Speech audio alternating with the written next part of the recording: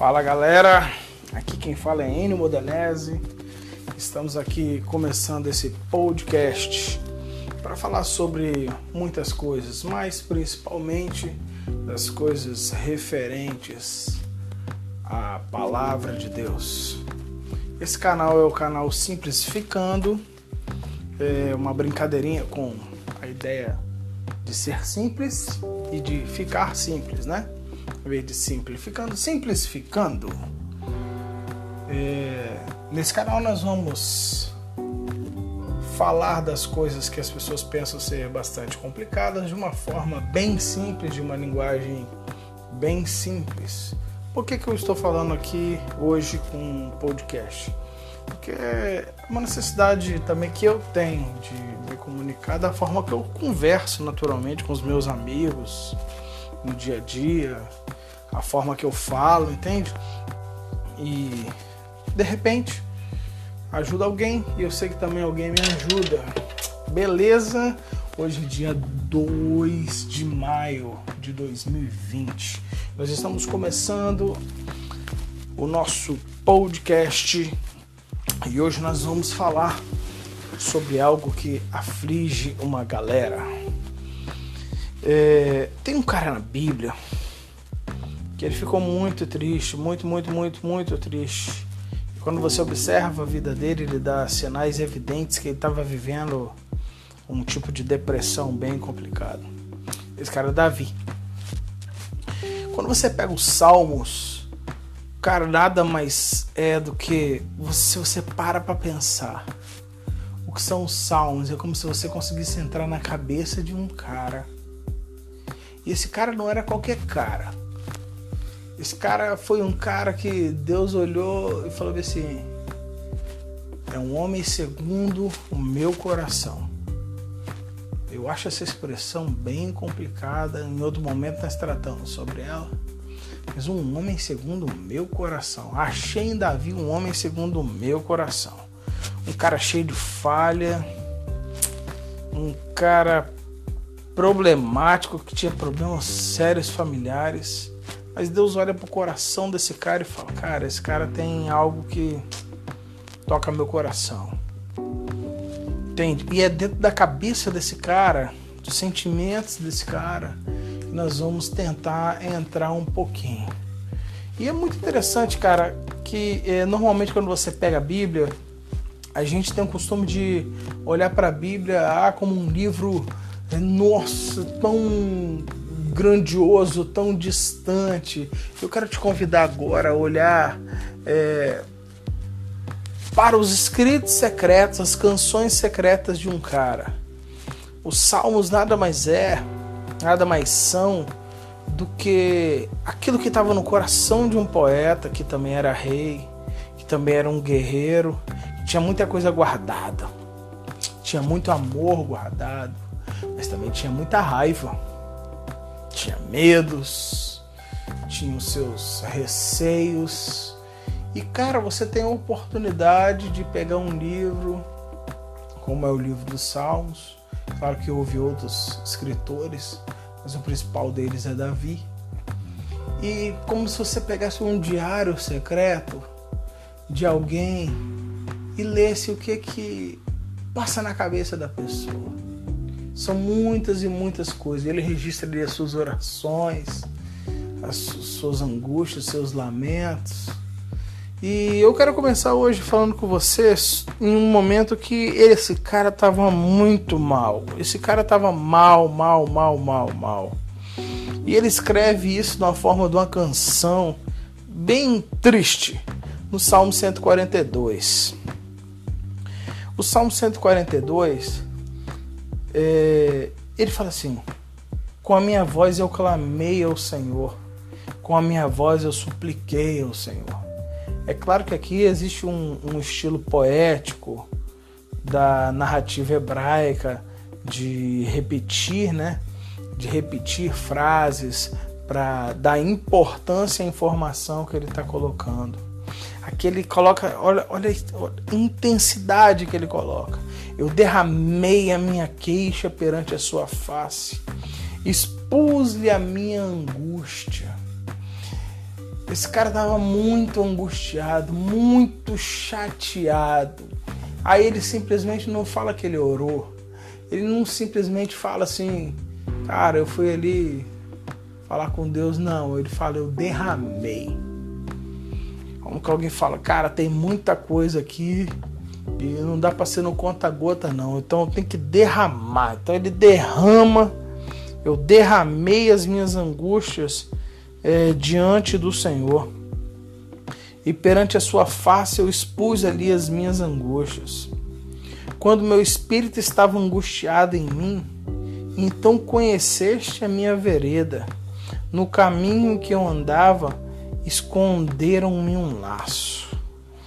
Ele está dizendo, cara, eu estava tão angustiado, estava tão triste, que quando você olha para os meus caminhos assim, você só vê tristeza. E eu tô triste assim, cara, porque os caras estão tentando me pegar, ou me armaram um laço. Olhei para minha direita e vi, mas não havia quem me conhecesse. Refúgio me faltou, ninguém cuidou da minha alma. E aqui tem uma coisa muito doida. Olha o que ele está dizendo. Você não já se sentiu assim? Ele fala, eu olhei para a minha direita e vi, mas não havia quem me conhecesse. Cara, como que não havia quem o conhecesse? Esse cara era o rei. Todo mundo conhecia ele. O que ele está dizendo aqui na verdade é o seguinte, cara, ninguém consegue olhar e ver o que eu estou passando. Ninguém consegue me ver como eu sou. Os caras veem um rei, veem um cara conquistador, mas eles não sabem que por dentro aqui, na verdade eu estou destruído, estou arrebentado. Ele olha, eu olhei para o lado, eu conseguia ver as pessoas, mas as pessoas não conseguiam me ver. Eles não conseguiam me ver no sentido de eles não conseguiam perceber que eu estava precisando de ajuda, que eu estava precisando de um abraço, que eu estava precisando de um carinho, que eu estava precisando trocar uma ideia, mas ninguém me via. Quando as pessoas olhavam para mim, eu já estou pensando aqui, elas pensavam, cara, esse cara deve estar tudo muito bem, ele é rei, não deve faltar nada, mas ele estava arrebentado por dentro, ele estava destruído por dentro. Ele olhava para as pessoas, isso aqui é muito louco. Refúgio me faltou, ninguém cuidou da minha alma. Refúgio me faltou, ninguém cuidou da minha alma. Sabe, cara, isso daqui é uma coisa que muitos pastores e outros líderes religiosos passam por essa situação, que acabam sendo refúgio para muita gente, acabam ajudando muitas pessoas, aconselhando, apagando incêndio de questões de relacionamentos, ajudando um, ajudando o outro com obras sociais. Mas tem hora que esse cara que é líder, ele se sente sozinho. Tem hora que esse cara que é líder, ele precisa de um refúgio. Ele precisa se esconder em um abraço de alguém. E sabe de uma coisa? Na maioria das vezes ele não encontra, porque não tem ninguém que ele possa encontrar aquilo que não vá criticá-lo. Porque sempre verá, não, cara, como eles viam, mas é o rei Davi, sacou? É o rei, ou seja, esse cara é um cara que não tem problemas, mas esse cara, ele fala bem assim, olha, me faltou refúgio. Eu precisei de alguém que fosse um refúgio para mim e ninguém cuidou da minha alma. Ninguém cuidou da minha alma. Isso é uma verdade dos nossos dias, não apenas dos nossos dias, mas de todos os tempos. Quem cuida da sua alma? Se você falar para mim, eu mesmo cuido da minha alma, cara, todo mundo precisa de alguém. Para quem você presta conta? Para quem você presta conta? Quem você tem liberdade para trocar uma ideia? Para conversar sobre os seus problemas, para conversar sobre as suas podridões? Cara, quem cuida de você? Aí talvez você fale assim, mas eu não tenho a atenção que eu queria ter. Mas você pede. Você tem coragem de pedir, de admitir que você tá mal e que você precisa de ajuda? Porque, deixa eu te falar uma coisa, porque muitas vezes a gente acaba criando umas barreiras mesmo. A gente acaba criando uns grilos na nossa cabeça, como se a culpa fosse das pessoas. Mas as pessoas não vão ver. Como as pessoas não estão vendo o que eu tô passando? Cara, posso te dar uma ideia? Sim, muitas vezes as pessoas não conseguem ver. Sim, é verdade. A gente espera, não é possível que alguém não esteja vendo. Cara, não está. E se não tá, não adianta você ficar esperando que alguém vê. Cara, comunique-se claramente. Comunique-se claramente. Tenha a coragem. Porque isso é preciso coragem. Porque para se expor, para ser curado, é necessário coragem. Você precisa dizer claramente, falar assim, olha, tô mal, cara. Tô mal, não tô legal e eu tô precisando de ajuda. Tô precisando conversar. E tem algo que é fenomenal, que sabe por quê? Porque muitas vezes, cara, uma boa conversa resolve muita coisa. Muitas vezes, como a palavra fala, confessai os vossos pecados para que sareis. Às vezes uma conversa, às vezes você vai trocar uma ideia com alguém e aquilo ali, você já coloca aquilo ali para fora, aquilo que é tóxico para você. Cara, eu paro para pensar na angústia que esse cara estava sentindo. Ninguém cuidou da minha alma, sabe? Todo mundo precisa de alguém para cuidar da sua alma. Todo mundo precisa apresentar a sua vulnerabilidade.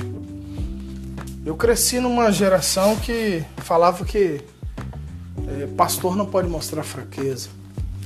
Pastor não pode ser fraco. Você não pode estar muito próximo das pessoas para que as pessoas não vejam as suas debilidades. E sabe de uma coisa? Eu sempre discordei disso. Eu sempre tive medo de fazer de conta. E sempre falei, cara, se eu não tô bem, eu falei, cara, eu não tô bem. Eu não tô bem, eu preciso de ajuda, eu preciso de alguém para cuidar da minha alma, porque o pau tá quebrando aqui. E sozinho eu não vou conseguir. Isso é uma coisa muito doida. Ninguém cuidou da minha alma. E o problema que as pessoas estão hoje tá na sua alma, tá na alma. O problema que as pessoas estão hoje tá na alma. E o que fazer? Me vem à mente agora uma situação que foi muito marcante para mim, que foi quando meu pai morreu. A morte do meu pai para mim foi uma coisa muito complicada. Eu tive muita dificuldade para superar a morte do meu pai, muita dificuldade. É o que a gente aprende também, a questão do luto para cada pessoa ocorre de um jeito diferente. Algumas lidam com mais facilidade, depende também de como a morte aconteceu. No meu caso, ainda havia algumas questões que não estavam bem resolvidas com meu pai, e a morte do meu pai para mim foi muito tensa. Pensa num negócio que me derrubou.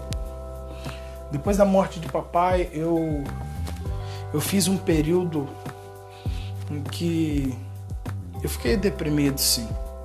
Só queria ficar dentro do quarto, trancado, com a luz apagada, na minha, sem conversar com ninguém. Não queria ver gente, não queria conversar. Eu fiquei realmente muito mal. Cara, e dentro de tantas coisas que eu sou pai, sou marido, sou professor, eu também sou pastor. Aí eu tive o desprazer de um dia receber uma pessoa e o cara chega pra mim e teve a infelicidade de falar pra mim o seguinte: as pessoas estão olhando pra você como um fraco. Você é pastor, cara, você não pode se apresentar desse jeito não, porque você tá dando mau testemunho. porque isso é fraqueza. Quando ainda disse assim, sei lá quando minha mãe, sei lá, meu pai morreu, para mim foi a coisa mais natural do mundo. Mas para mim não foi a coisa mais natural do mundo. A morte do meu pai para mim foi um troço terrível, terrível. Muito difícil de superar. Então meu período de luto, ele se estendeu mais. E eu vi, cara, uma pessoa olhar para mim, naquele momento que eu precisava de um refúgio, eu precisava de um abraço, eu precisava de compreensão, eu precisava que simplesmente ninguém me desse conselho nenhum, mas que simplesmente alguém me ouvisse. Alguém chega para mim e fala, cara, você está se mostrando fraco. Cara, eu fiquei muito nervoso pela incompreensão. Naquele momento, enquanto eu precisava que alguém cuidasse da minha alma, eu tive alguém para criticar e para me chamar de fraco. Mas as pessoas são assim mesmo.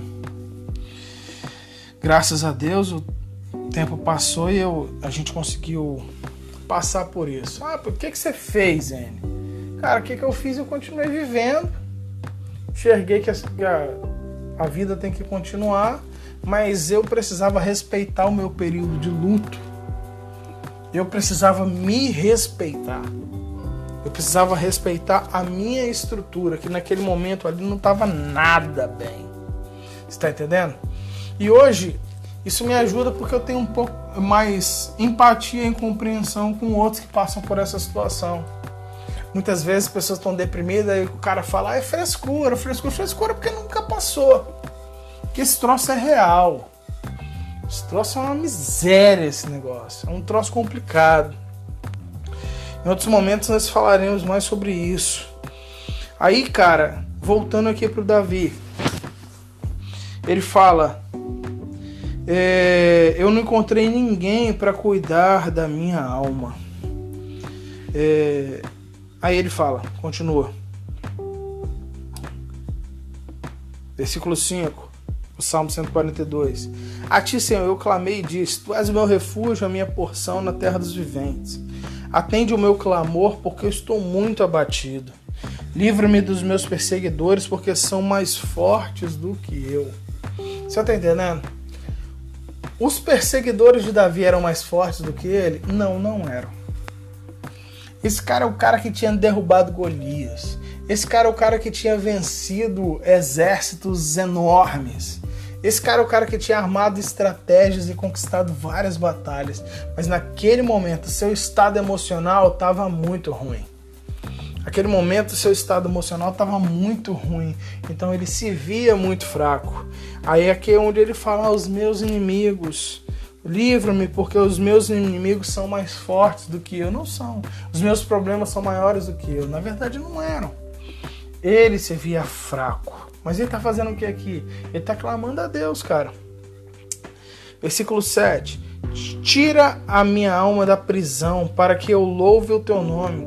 Os justos me rodearão, pois me fizeste bem. Ou seja, ele está dizendo, cara, Deus, eu vou ser muito sincero com você. A minha alma está aprisionada e nem consegui te louvar. Eu estou conseguindo, não. Eu não estou conseguindo te louvar. Não sinto alegria para te louvar, para te exaltar. Não sinto. E ele fala, Deus, me tira dessa prisão.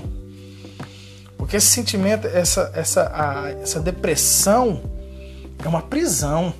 Ele fala, Deus, me tira dessa prisão, para que eu te louve, e os justos me rodearão e verão que o Senhor me fez bem. Ou seja, cara, esse cara entende o seguinte, ele fala, cara, eu tô vivendo uma situação muito complicada, eu tô me sentindo fraco, eu tô me sentindo pequeno, eu tô me sentindo sozinho, não tem ninguém que tá me ajudando, mas Deus, o Senhor pode me ajudar. O Senhor pode me ajudar. O Senhor pode me livrar. Ele tinha uma visão errada de quem ele era. Ele era um cara forte, um cara corajoso, e ele se via como fraco. Sabe, cara, eu acho fantástico pensar que está no texto sagrado, na Bíblia Sagrada, algo que estava os sentimentos mais profundos de um homem, como é o caso de Davi. Como que esse cara teve medo, sabe de uma coisa? Todas as vezes que eu leio esses salmos, isso me encoraja. Eu vejo, cara, não só eu, não é só eu que tenho medo, não é só eu que tenho receio, não é só eu que fico mal. Esse cara ficou muito mal. Esse cara era um homem segundo o coração de Deus. Então, cara, tem jeito pra mim. E ele pede: Deus, tira minha alma da prisão, porque eu ainda louvarei, as pessoas verão que tu me fizeste bem. A conclusão disso aqui é fenomenal. Porque ele chega à conclusão seguinte: Deus, me tira dessa situação que eu tô preso. Eu não consigo me levantar disso, isso para mim é uma prisão. E quando isso acontecer, ele está dizendo: me tira para eu conseguir te louvar, e as pessoas que estão perto de mim, elas vão reconhecer que quem me tirou dessa tristeza profunda não foi ninguém, foi o Senhor. Que quem me libertou foi o Senhor. Que a minha vida mudou não é porque eu sou bom, mas é porque o Senhor teve misericórdia de mim. E as pessoas verão, me rodearão, e eles verão que o Senhor me fez bem. Cara, como é que você tá hoje? Tá se sentindo mal pra caramba? Como é que você acordou hoje? De repente você tá olhando pra você achando que sua vida é uma merda. De repente você tá se achando a pior pessoa do mundo. Davi se sentiu assim também. Eu acho muito massa como ele era sincero. Eu sinceramente tenho várias teorias porque que Davi era um homem segundo o coração de Deus. Mas a que eu mais gosto é por causa da sinceridade dele. Ele fazia merda. Fazia sim. Fazia merda, pegou a mulher do Urias, fez uns outros trem esquisitos lá. Mas Deus olha pra esse cara e fala: cara, esse cara é sincero, né, rapaz? Esse cara é sincero, porque Deus não gosta de fazer de conta, não. E ele se expõe. E a gente pode saber hoje, com certeza, que Deus, ele nos ajuda. A gente não está sozinho. Se a gente clamar a Deus, Deus, ele entra aí na sua casa, nessa situação que você está passando. Isso muda. Isso muda. Às vezes você não vai encontrar a refúgio e abrigo, né, ou ajuda que você está precisando em homens, igual quando eu falei com a situação do meu pai. Eu precisava de compreensão. Eu achei um idiota para me criticar e para me chamar de fraco. Muitas vezes isso vai acontecer, mas tem uma coisa que é fenomenal. O nosso Deus, cara, Deus ele chega para nós e fala: cara, ele é essa pessoa que eu te entendo, eu sei o que você está passando e eu vou te ajudar. Beleza? Desiste não. Porque por pior que você esteja se sentindo, essa situação pode mudar. Tá ligado? Por pior que você acha que você tá hoje, isso daí não é o fim. E também tem outra coisa que não é a primeira e nem a última vez que isso vai acontecer. Vai ter outras vezes que isso pode acontecer. Você vai... Mas só que tem uma coisa, quando você para pra lembrar,